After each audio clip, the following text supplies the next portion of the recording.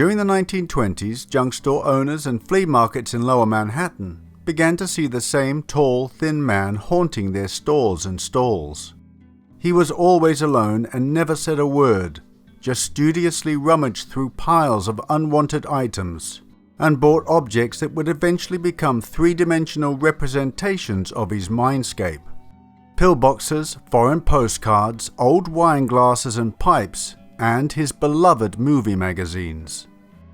On a typical afternoon, this same man might stop in at his local Bickford's restaurant for a cup of tea and a slice of cherry pie.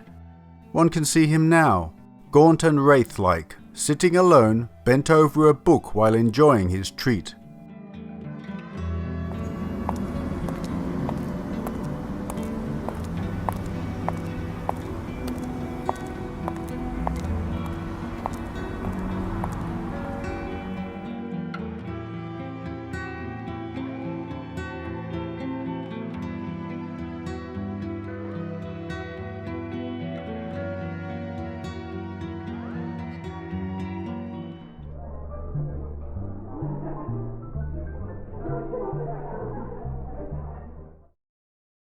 Joseph Cornell was born on December the 24th, 1903 in Nyack, New York.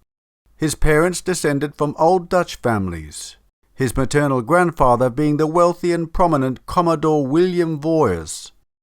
After his father's death in 1917, Joseph, along with his mother, two sisters and an invalid brother, were faced with severe financial difficulties that forced them to leave Nyack and move to Flushing, Queens, where he lived until his death in 1972.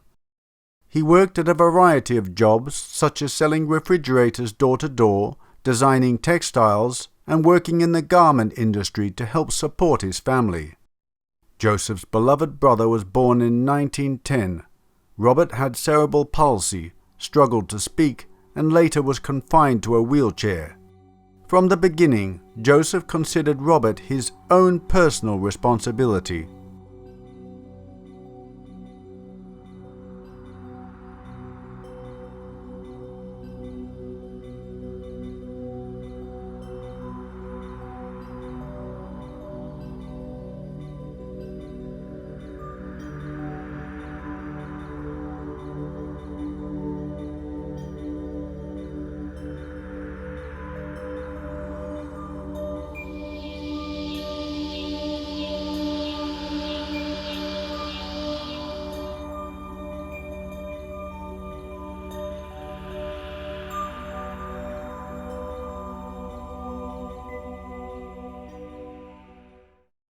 The family's early years became happy memories of Christmas parties and trips to the magical playgrounds of Coney Island and Times Square. He remembered visits to Manhattan as a child, feeling entranced by the lights. After his father's death, they struggled, but his mother managed to get him a place at the prestigious Phillips Academy. But he was unhappy and friendless there, and left in 1921 without so much as a diploma to his name. Unable to draw or paint, he had no notion of becoming an artist, and that autumn took the first of many grinding jobs as a salesman in Manhattan. He hated the work and often suffered from physical ailments, among them migraines and stomach aches. Any free time he had was spent luxuriating in what he described as the teeming life of the metropolis. He was very well read and sought out cultural experiences on his own. He regularly attended theatre and ballet performances, listened to classical music, and visited museums and art galleries.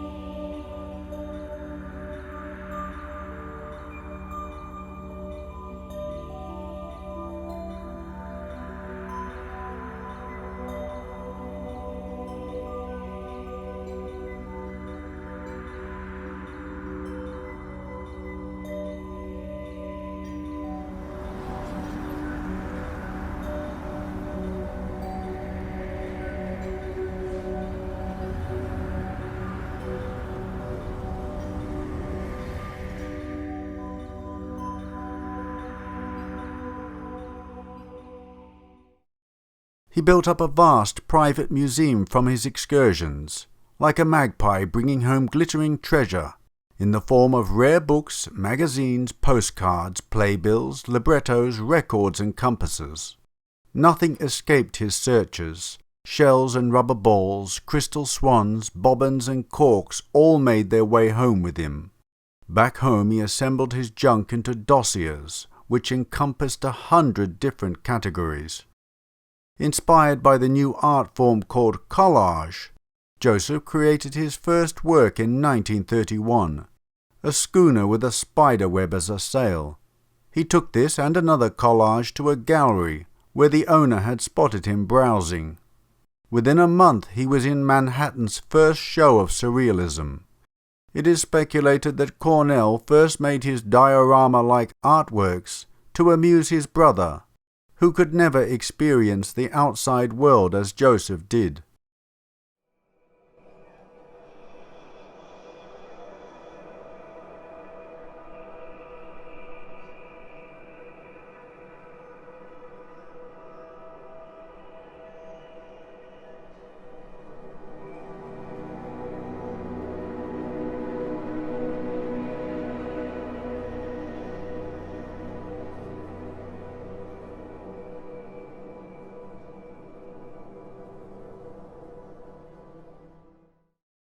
While definitely of a reclusive nature, Joseph did make contacts with certain art circles in New York in the 1930s. The New York surrealist art scene was small and extensively interconnected in the 1930s. A few select galleries were paramount in recognizing and representing the movement in America. One of those was the Julian Levy Gallery. There, Joseph Cornell met many poets and painters who were part of the U.S. movement. He designed a catalogue cover for a show by the group in 1932.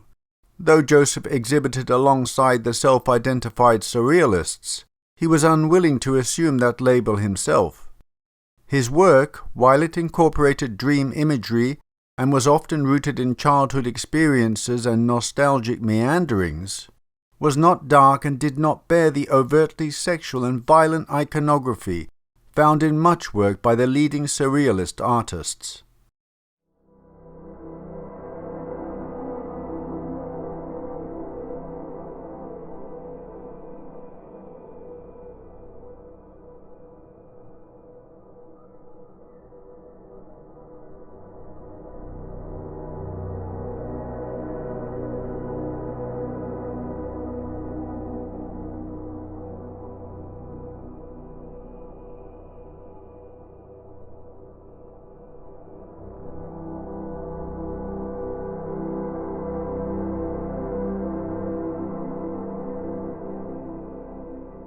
La Femme 100 Tates by Max Ernst is a novel that introduced him to the idea that art was not necessarily a matter of applying paint to canvas, but could also be made from real objects, having no apparent relationship to one another.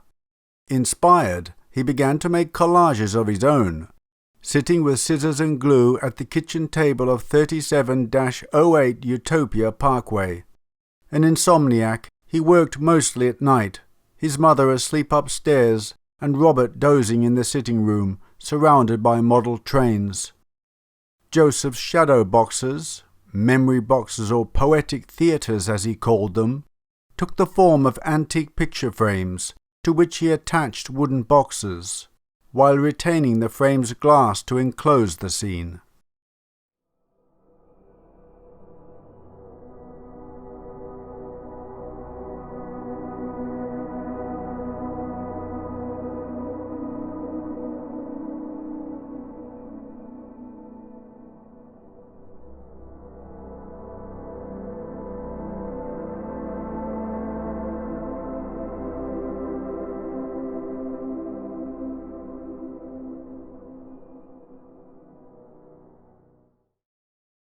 Soon, though, he began to build the frames himself, learning by trial and error to make miter joints and use a power saw. Next, he'd age the box with multiple layers of paint and varnish, sometimes leaving them in the yard or baking them in the oven. Afternoons and weekends, Joseph roamed New York. Before he would allow himself the reward of cherry pie, he would meticulously rummage through dark and dusty dens, filled with old buttons, books, and bric-a-brac. Back home with his oddly assorted treasures, Joseph began to assemble his dossiers on his favourite subjects. Folders crammed with cuttings and press photographs of the ballerinas, opera singers and actresses he worshipped, among them Gloria Swanson and Anna Moffat.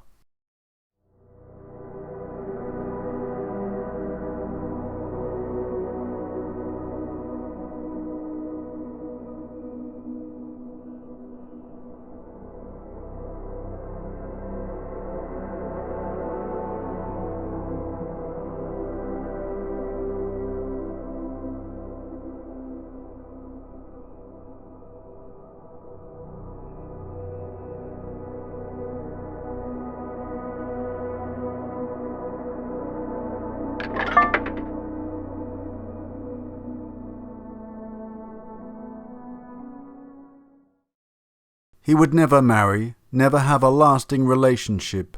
Instead, he poured his passion into boxes, starting with pill boxes he filled with beads and shells.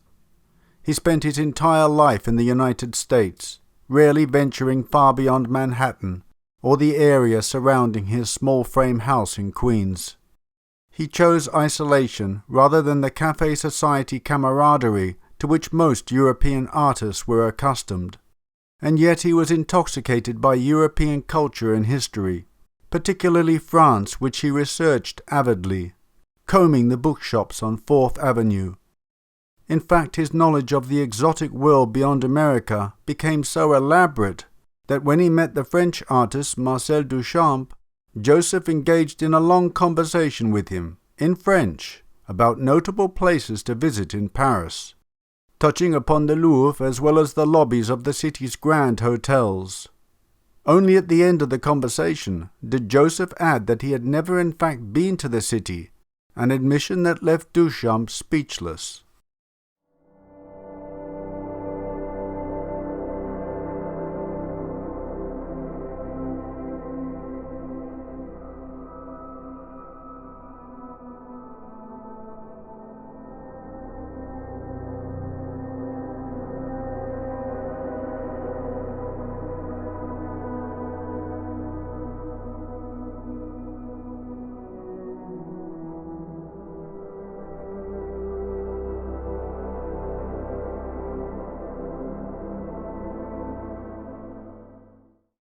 Laid off during the Depression, Joseph struggled to support his mother and brother.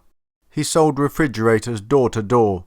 He worked in a nursery, and he roamed the streets alone. A reclusive existence, a series of unrequited crushes on women, countless days adding to his dossier in the basement, dreaming of long-dead ballerinas and out-of-reach actresses, and of travels to romantic cities in foreign lands. By 1936, though his mother complained of the clutter, he was working each evening at the kitchen table, arranging and gluing his nostalgic dreams to escape his drab reality. In 1953, the American abstract expressionist painter Robert Motherwell wrote, "What kind of man is this who, from old brown cardboard photographs collected in second-hand bookstores, has reconstructed the 19th century grand tour of Europe from his mind's eye more vividly than those who took it, who was not born then and has never been abroad, who knows Vesuvius's look at a certain morning of 1879, and of the cast-iron balconies of that hotel in Lucerne."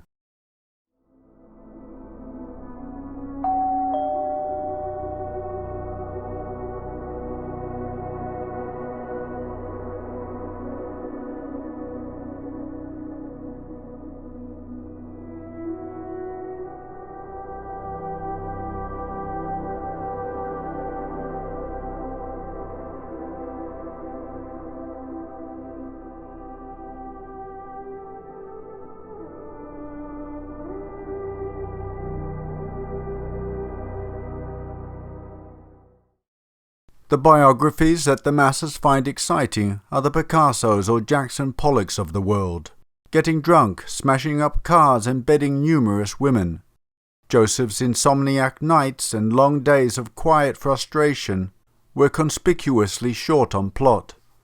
Day in and day out, he didn't travel, he didn't drink, never learned to drive, and, to his regret, died a virgin. For women he felt a deep reverence as well as a nearly breathless longing, but he was too shy to ever woo them. They were to be adored from afar. It wasn't until his 60s that he formed an intense, albeit platonic relationship with the Japanese artist Yayoi Kusama. Kusama had a fear of sex and remained abstinent throughout her life. Joseph became besotted by the unobtainable Kusama, flooding her mailbox with letters and personalized collages, and calling her on the phone constantly. They became very close, often spending time at his home in Queens, sometimes passing the day sketching each other in the nude. Of course his mother deeply disapproved of this, and apparently once poured a bucket of water over them as they sat kissing beneath the quince tree in the backyard.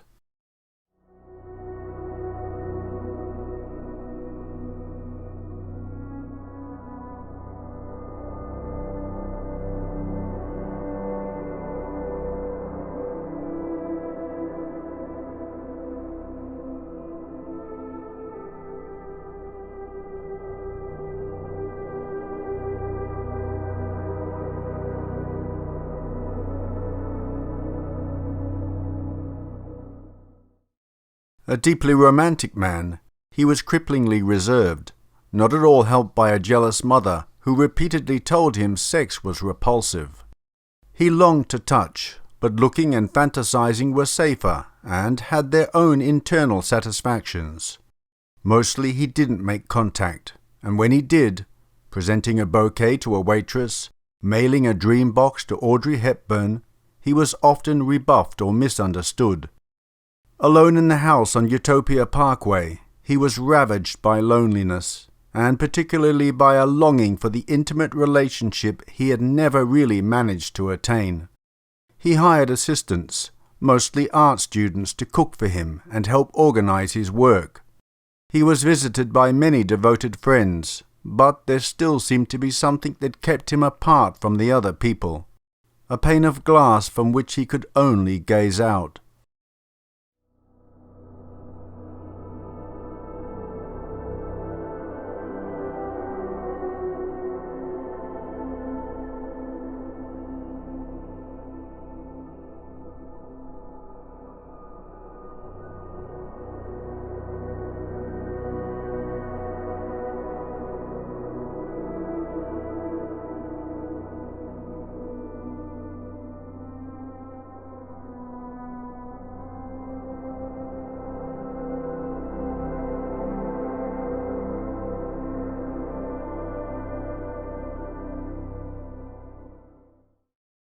Joseph hated selling his art, which was so intensely personal, so much so that he frequently changed galleries and dealers, so that no one dealer could gain too much control over his work.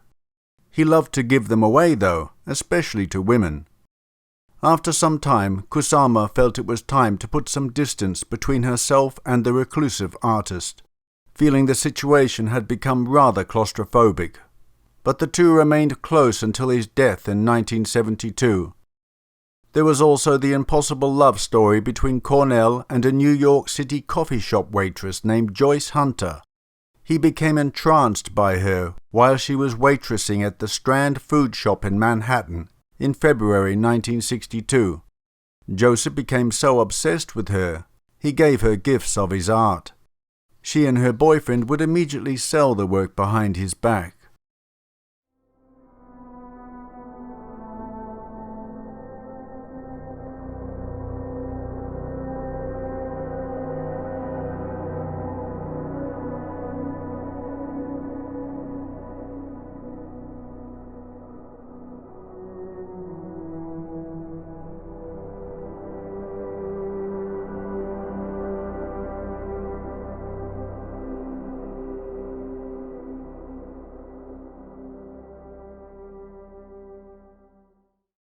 Joseph showed her some of his private art pieces, those using nude figures, and she offered to pose for him.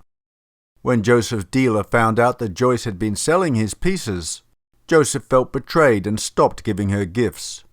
She dropped out of his life in May 1962, and a forlorn Joseph created his Penny Arcade collage series to commemorate the affair. Joyce and her boyfriend later decided to break into his unlocked garage and steal a dozen of his best pieces. Joseph's mother and art dealer insist on calling the police, and Joyce gets arrested. Her 3-year-old daughter is put into foster care. Joseph feels terrible and regrets having called the police. He pays her bail and hires a lawyer to get her released.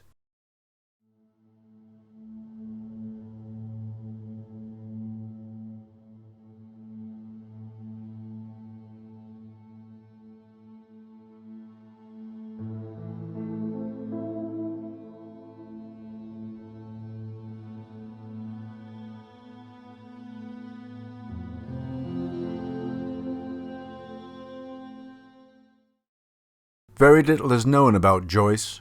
What we do know is that she ran away to New York at age 16, gave birth to a daughter at 17, and was murdered in her room at the Hotel Breton Hall on Manhattan's Upper West Side at the age of 21 by a mentally deranged man who had just been released from an insane asylum. The murderer, Lawrence Frenchy French, pleaded guilty to first-degree manslaughter and later died in prison. After her death, Joseph picked out her coffin and paid for her burial. He was the only person who attended her funeral. Her own family had showed no interest in claiming her body. He even sent his experimental filmmaker friend, Larry Jordan, to the cemetery in Queens to make a film, Flushing Meadows 1965, about her grave. Joseph later hired a detective to track down her daughter in the hopes of adopting her, but the detective was never able to find her.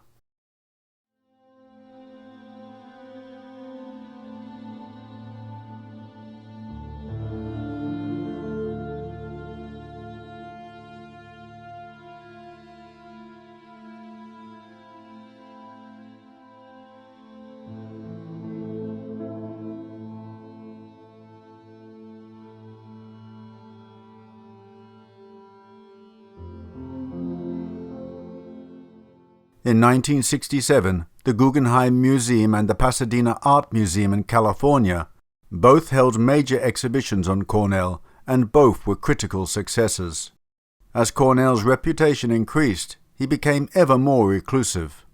In 1968, he was selected for the Award of Merit from the American Academy and Institute of Arts and Letters, a medal and $1,000. He won 2 other awards that year, though it is said that he did not accept any of them in person. Throughout his last years, Cornell enjoyed mentoring young artists, and in his last year he helped organize 2 exhibitions of his work that were geared towards children. Towards the end he experienced a twinge of regret that he had never traveled. "There are so many places in this world I should have gone," he once said.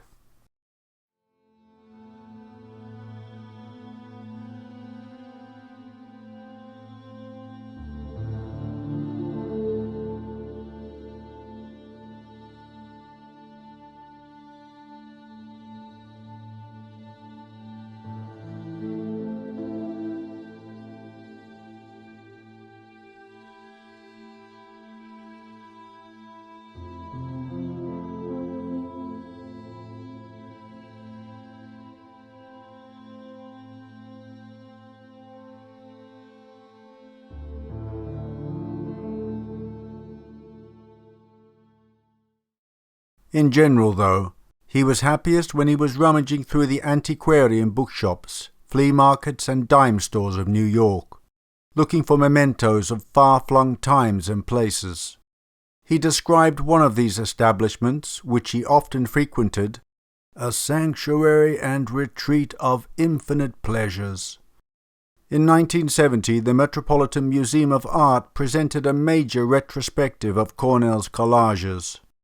Joseph continued to write letters to his mother and buy gifts for his brother, even after their deaths. I wish I had not been so reserved." These were Joseph Cornell's final words to his sister.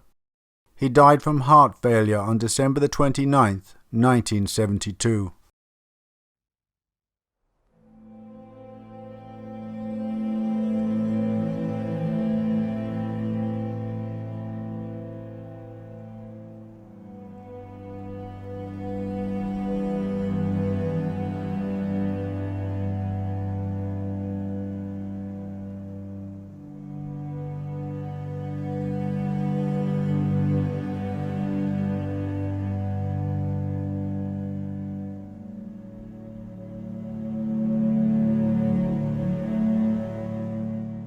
Joseph Cornell's life was a genuine New York story. He loved to wander the teeming city, a grey-suited nondescript man making the rounds of bookshops and bric-a-brac stores. From a bench in the waiting room of Grand Central Terminal, he would gaze at the preoccupied crowds flowing by. His urban rambles were made in a New York that no longer exists, a city of fedoras, automats, and 10-cent cups of coffee. A city where the E1 still ran along 3rd Avenue, and nearly everyone smoked. A city where phone calls were made from urine-smelling booths. Joseph was the quintessential New Yorker, the loner who couldn't stand to be truly alone. Although he kept a diary for more than 3 decades, itself a collage composed of scribbled notes on napkins, paper bags, and ticket stubs, his journals are a compendium of fragments and seemingly unconnected details, rather like his art.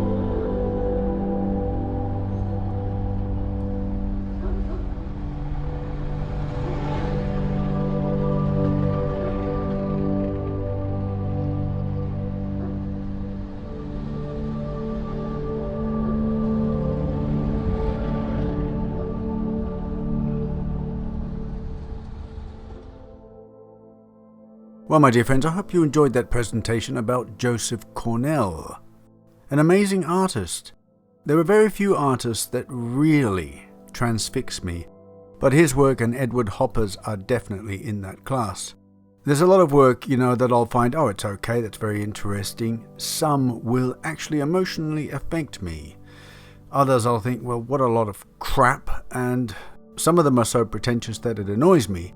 But Joseph Cornell's and Edward Hopper's, they sort of transfix me in that it is like a moment of time that's being captured. Edward Hopper's are realistic scenes of the USA in the 1920s, 1940s, but Cornell's work is like a surreal mindscape. His imagination has been placed in a box and it's up to you to decipher it. I could look at them for hours. By the way, I made a video about Edward Hopper several years ago on YouTube. It's a bit of a clumsy attempt.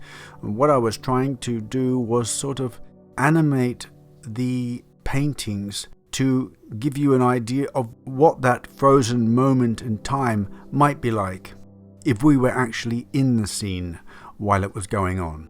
It is most definitely a tribute to his work. And I will leave the link in the description, by the way. Yes, Cornell was definitely meant to be an artist.